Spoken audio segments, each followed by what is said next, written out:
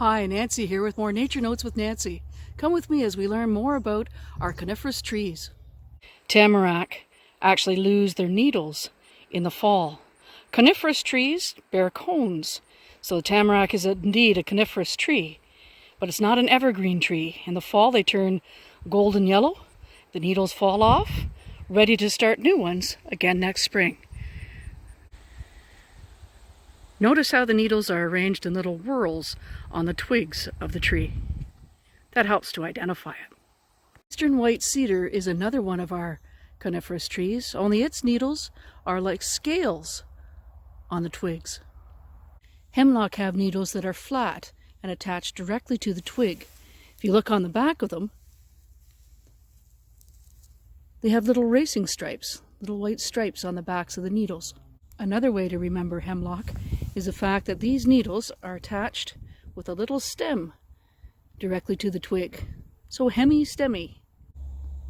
Scotch pine, a non-native pine tree with needles about 3 to 5 centimeters in length, arranged in bundles of 2 and often twisted. White spruce have needles that go all the way around the twigs. Many species of coniferous trees, like this spruce tree, grow their branches in whorls or layers around the main trunk. Each layer represents a year's growth, which helps us to figure out how old a tree is.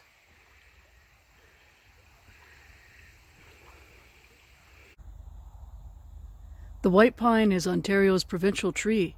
You can identify white pine by the fact that their needles are in bundles of 5. 5 needles, W-H-I-T-E. It works.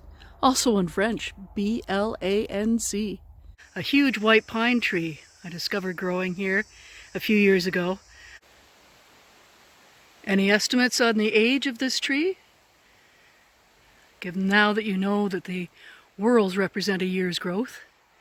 And by the time they're about 25 centimeters high, they're already 5 years old.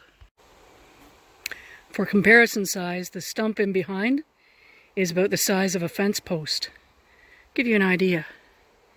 I estimate this tree to be about 85 to 90 years old.